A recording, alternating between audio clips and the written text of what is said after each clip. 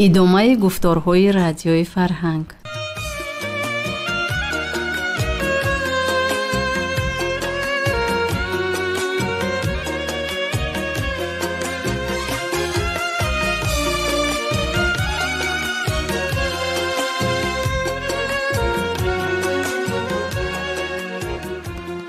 السلام علیکم شنوندگان ارجمند. در موج برنامه خوانشی بدیعی.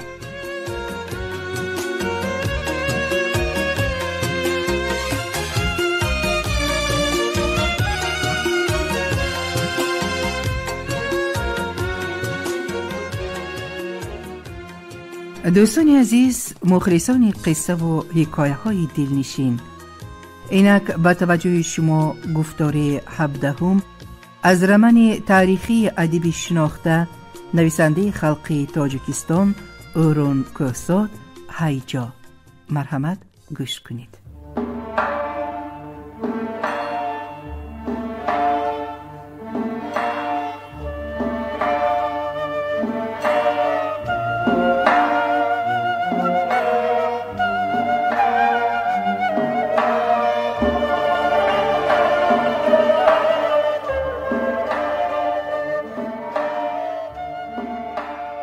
یک سو کورو، یک سو فریب و به هر حال آن سال از پخته حاصلی خوب گرفتند. از آسیا میانه 17 میلیون و 202 هزار پود پخته به فابریکه های بافندگی روسیه رفت که در مقایسه با 5 سال پیش قریب 2.5 برابر زیاد بود.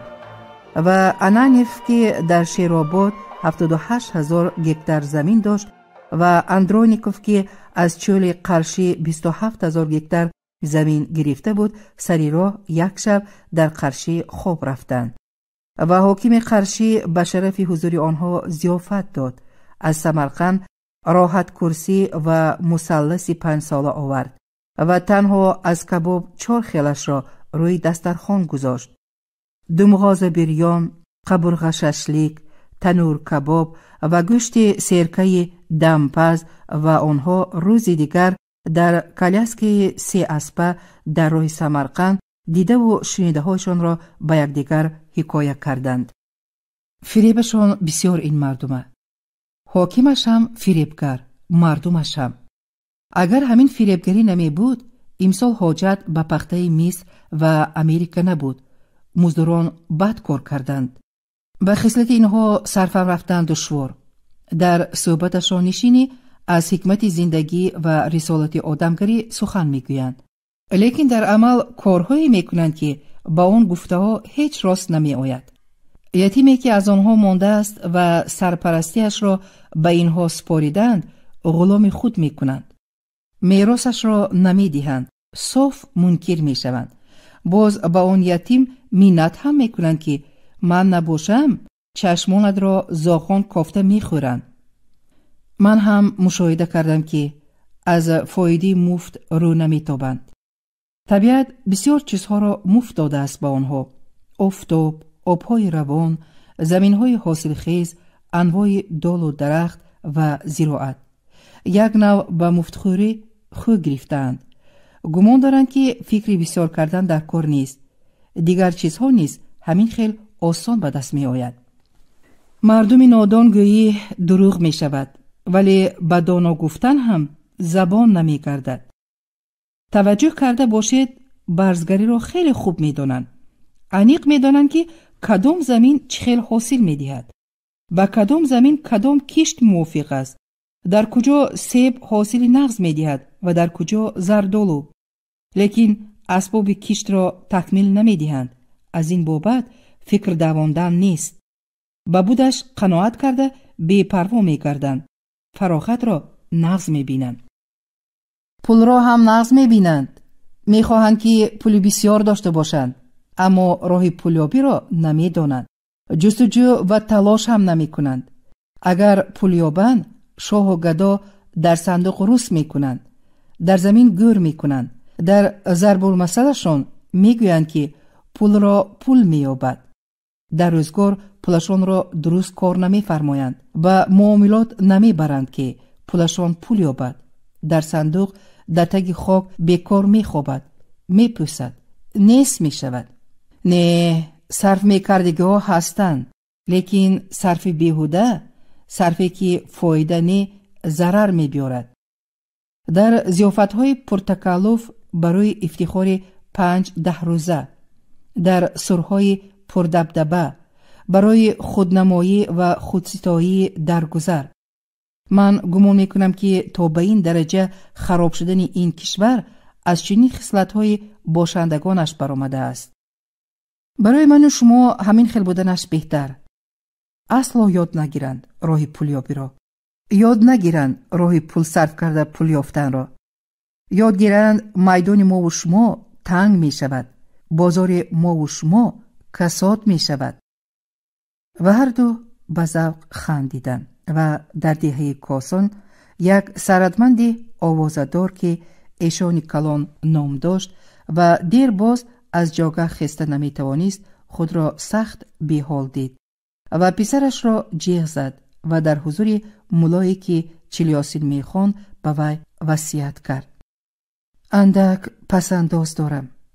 اگر اجل امان ندهد، تو با همان مبلغ در مدینه منوره یک خانه ساز. پسرش از زمره آدمان روزنامه خوان بود. هرچی از مطبوعات دور دسترس شود می خوند و می دید که سرمایه‌داران روس و نیمیس و یهودی پولشان را بیکار نمی مانند. به سودا می برارند، زمین می خرند، کارخانه می سازند، گردش می دهند و فایده می گیرند و به این سبب در جامعه و در کارهای دولت مقامی دارند و سخنشان را دیگران گوش می کنند و تحجایها را غلام بر این کار می فرمایند و اندیشه داشت که همین کارها را خودمان هم کرده می توانیم و با همین اندیشه سریخم خاموش نایستاد، چون که عرف و عادت بود. اون پسنداز اندکی که شما می گویید 35,000 سوم است. به حساب گیریم که در بازار نرخ یک گاو 25 سوم، نرخ یک اسب 30 سوم. این مبلغ اندک مندک نیست. بنابراین به تو وصیت کردم، شورید پدرش. پسر به مولای یاسین خان نگریست، به معنایی که فهمانید به این کس. مولا را میجهش خم نخورد. وصیت چونو چرا ندارد. اجرای وصیت فرض و سنت. و پسر مایوس شد و سر به سر سینه خم کرد.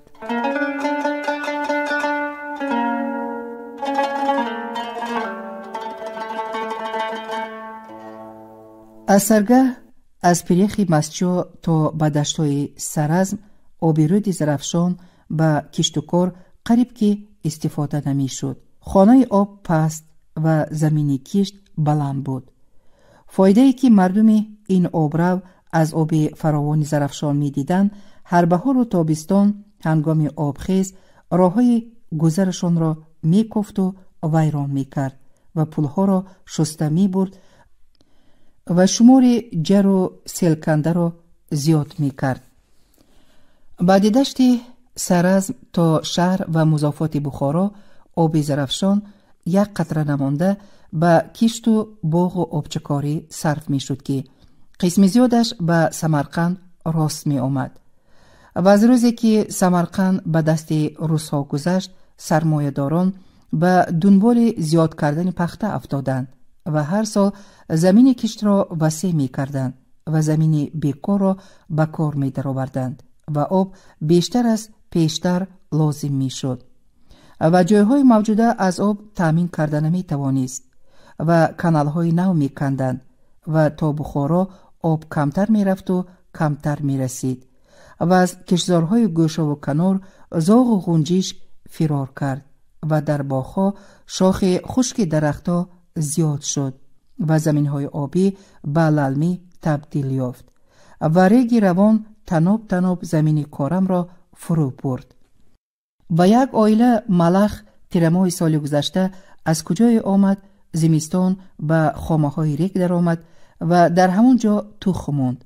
هر یک ملخ 1700-2000 تخم زیر ریگ خواباند و بهار همه آن تخم ها جان درآورد، پر برآورد و عین اوج میسه و گل از تگریک برآمد و زمین به هوا خیست و ابر سیاه‌برین به وادی سرخندریا رسید و نشست به زمین و انبوه ملخ در هر جا نشیند سبزه، میسه، برگ بوته و برگ درخت را پاکیزه میلیسید و زمین نباتات و زراعت و باغ رنگ دشت سوخته را میگرفت و چنگ خاک به هوا میخیست.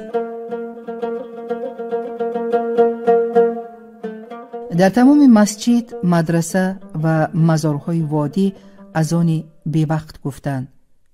باور این خیل بود که اگر بلا و آفت به سر خلق آید، سر مناره ها برآیند و از آن بی وقت بگویند آن بلا دفع و آن آفت رفع می شود و هرچند از آن گفتند.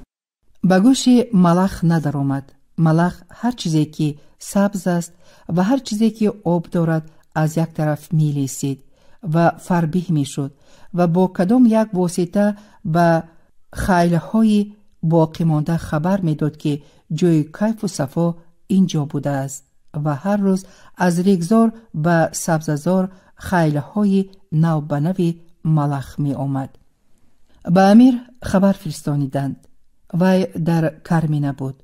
از پایتخت از بخارا گریخته می گشت. می ترسید که او را غافل می کشند. این ترس شب و روز از وجودش بیرون نمی برآمد. چیل پاسبان و جاندار نشست و خیز و خورد و خوراک و درو و بروی او را محافظت می کردند، ولی ترسش کم نمی شد و اجزاهای دله و مردان میانرو، زنهای نکاحی و بی نکاحی او را نظارت می کردند. با وجود این از زنهایش می ترسید به حرم درآید. به زودی گشته می برآمد و شب در حرم خواب نمی رفت و به بالین سرماند بر علامی دید که کینگس خانم دختر میر شهر سبز به قصاص پدر به گوش امیر غالب سیماب ریخت و امیر غالب دیگر صبر و قرار را گم کرد. سرش را به دیوارها می زد و بالشت را با دندانها می گزید و از این دیدنها می ترسید و گریخته به کرمینه می آمد و به سفرهای دورمدراز می رفت و از تیفلیس به نزدیکی برگشته بود و الحال به سفر پتربورگ تیاری می دید. چی برم؟ چی بیارم؟ و این سفر به مثل همه سفرهایی که امیران بخارا به پایتخت دولت روس کردند نیت و مقصد سیاسی و مرزی نداشت. غالباً برای تماشا دادن اهل اولاد و صداقت نشان دادن به امپراتوری اعظم و تحفه های گرانبها گرفتن بود و از بخارا شاهی، پرچه، اسب، میمون و پلنگ بر این چیزها دست آویز می بردند و از بس که راه دراز بود و سفر 3.5 ماه دوام می کرد، میمون ها و پلنگ ها از گرسنگی و تشنگی و گرمی و خنکی در راه می مردند و خوصهشان تا منزل می رسید و در پتربورگ با آنها شاهین، سکنا، چینیواری، ساعت بر این چیزها هدیه می دادند و امیر نیت داشت که این دفعه 1-2 میل کمان نو برآمد و 9 اورد از حساب اسیره ها از امپراتور بپرسد و بند بود سری وی در تشویش سفر و بازرده به ملازم خطاب کرد. در بخارا غیر از من دیگر کس نیست. هر کار شود پیش من می دوند. گویید به همان آدم که پیش رئیس رود. رئیس به حاکم ها فرماید که مردم را به حشر برارند.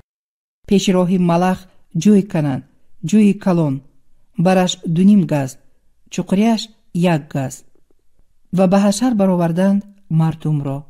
از هر یک عائله 1 نفر کارگر با بیل و کلندش و حشر کار بی پول بود و روزی 1 بار در چاشگاه شولان می دادند و دست و دل آدمان به کار گرمی نداشت. دل و بیدلان بیل و کلند می زدند، ولی از ترس هجوم ملخ به هر حال جو را کندن لازم می آمد و کندند از این سری دشت تا آن سری دشت، ولی راه ملخ را نگرفت. ملخ خیزد و گذشت و از بخارا از نام رئیس پیغام رسید: با کدام عقلتان جو کندید؟ مگر جو صد راه ملخ می شود؟ نادانها! مرغ جمع کنید، لشکری مرغ را برده سر دهید. در یک شبان روز از ملخ نام و نشان نمی ماند. همه اش را مرغ چینده می خورند و اندازه نو گرفتن از اهالی. کمبغل باشد یک مرغ و میانه حال باشد 2 مرغ و دارا باشد 5 مرغ. و لشکری مرغ جمع آمد در هر دهه و از هر یک دهه 3 لشکرکش تعیین کردند از آدمان و صف و جمع آوردن از سر تا سر وادی با هیوهوی بردن به میدان به جنگ ملخان. روز یکم و دوم خیلی فعال هجوم کردند مرغها و شست هجوم ملخ خیلی پس شد و من بعد از روز به روز حوصله مرغها کم و کمتر می شد و 20 روز پس تماما بی حوصله لیکن فربه شدند و از فربهی به راهگردی خوششان نمی آمد و لشکرکشان هر روز 2 بار چاشتگاه و بیگاه گوشت و شوربای مرغ می خوردند و مرغها ملخ می خوردند و فربه می شدند و آدمان گوشت مرغ می خوردند و فربه می شدند و هجوم ملخ کم نه زیاد می شد و مرغ کشی آنقدر اوج گرفت که در اندک وقت یک مرغ زنده نماند و آدمان حزل می کردند که مرغها ملخ را نه، ملخ مرغها را می خورد. اهالی عرض شکایت به تاشکند بردند و از گنرال گوبرناتور یاری پرسیدند و گنرال گوبرناتور از هندوستان 10 واگن مایه آورد و مایه ها در 17 روز ملخ را پاکیزه چینده خوردند و اکثریت مردم هرچند که بی‌رزق و روزی ماندند نفسی آزاد کشیدند و در خانه و بازار تعریف کردند که همین عروسش جان آدم و در زبان خلق ضرب المثل نو پیدا شد: عروس آمد درست آمد. و با هوس می نگریستند جانب روسیه و جبر بینند عرضی روسیه می کردند و از تهدید و تعقیب می گریختند طرف روسیه و امیر که خود را صاحب زنده و مرده امارت می دانست و آبادی و آسایش ملک را تأمین باید می کرد، خودش روی آسایش را نمی دید. دایم در تشویش و تهلکه روز می گذرانید که همه به من دشمن شدند، همه در قصد کشتن منند و بهانه می یافت و رختی سفر می بست به قریم، به پتربورگ، 4 دمی بیغم زنیم. و قربان مراد مفتی در سرای پخت جلابان در شهر اورنبورگ در سر دسترخوان به تاجران دلش را خالی کرد. بی شرف، زنغر، تو پتربورگ رفته دمی بیغم میزنی، من کجا روم؟ شما کجا روید؟ خلق کجا رود؟ و کوکلین و یارانش همین دردی کهنه قربان مراد مفتی را که دهانی می گفت ولی به گوش کسی نمی در آمد در مقاله و رساله ها به تدقیق و تحلیل گرفتند و در تاشکند و قزان و پتربورگ به دست چاپ دادند و به دست و گوش جهانیان رسانیدند که 500 سال باز فکر و اندیشه در آسیای میانه در خواب غفلت بود و رفتارهای عادلانه در صحیفه های کتاب های کمشمار و دستنویس ها زیر چنگ و غبار در تخانه و صندوق ها بیکار خواب می رفت و به روزگار تیره و تار اهل زحمت از آسمان و زمین نور و ضیای نمی رسید و شمشیر برای روس بود که در عدالت برای اینها کشاد و راهی از جهالت رهیدن را نشان داد.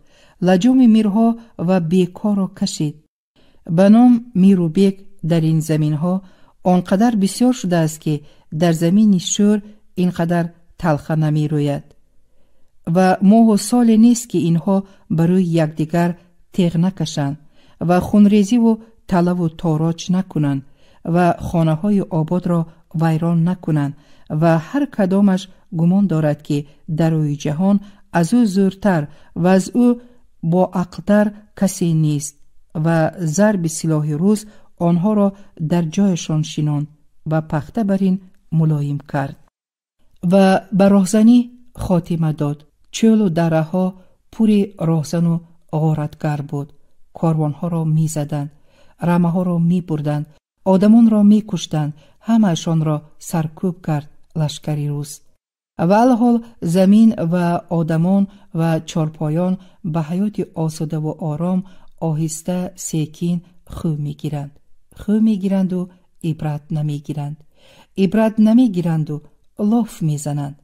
هوای دهانشان بسیار، کارشان کم.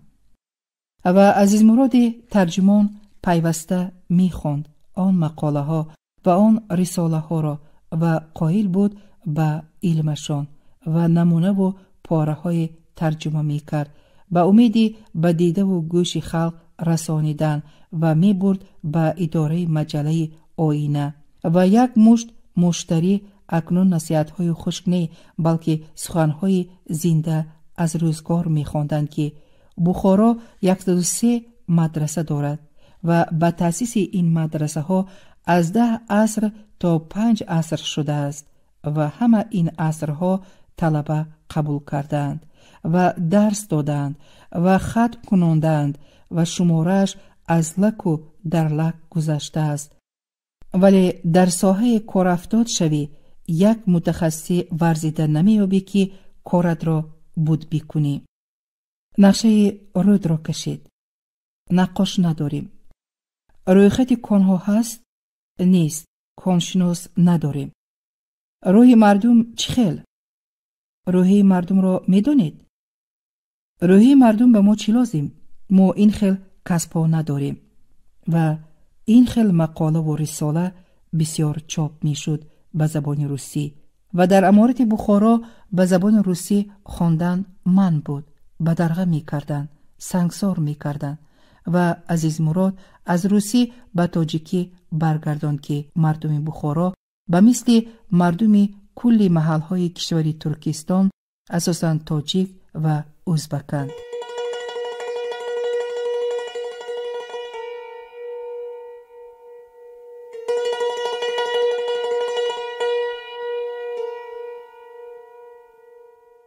تاجیکان مردم بومی هستند و از نژاد آریانند. ازبکان ترک نژاد و کوچمنچی‌اند که به این سرزمین دیرتر آمدند و پیوسته غارتگری کردند و از پی ضبط چراگاه‌های سیرعلف بودند و در هر جایی که دست داده است باشندگان تهجایی را تنگ کرده برآوردند و جای و مکانشان را جبران گرفتند. تاجیکان حوصله کوچ ندارند، تشویش زیاد را دوست نمی دارند. میل خاطرشان جانب آسایش و فراغت بیشتر است و مردمی مذهبی اند. به نظامی که دین اسلام جاری کرده است کورکورانه اطاعت می کنند و در فکر و اندیشه سخت پایبند شرع شریف هستند که راه کوشش، حرکت و جستجوی اختراع را صاف بسته است و بدین سبب روزگار محدودی دارند در چهارچوبه دستاوردهای عصر جاهلیه و کم حوصله و کرخت و به امروز و فردای وطن و ملت و زبان مادری بی‌پروا هستند. خصلت ازبک عکس خصلت تاجیک. این طایفه کوچی و نیم کوچی اند که سبک از جای به جای می روند و اعتقادشان به دین و دینداری سبک تغییر می یابد و اگر به منفعت روزگار شخصیشان باشد به هیچ وجه خواست خودشان را محدود نمی کنند. می دزدند، به غارت می برند، طلا و تاراج را عیب و گناه نه، هنر و مردانگی می دانند و از آنها هر کسی جاهلتر و بیرحمتر مرتبه و اعتبارش بلندتر. و اینها زورآوری های به سر تاجیکان کردند و با قسمی از آنها مخلوط و آمیخته شدند تا به جایی که تاجیکان از بحر زبان خود گذشتند و زبان آنها را قبول کردند. با وجود این در آسیا میانه زبان حکمران زبان فارسی است مردم عوام زبان تاجیکی میگویند، چنانکه در اروپا زبان فرانسوی.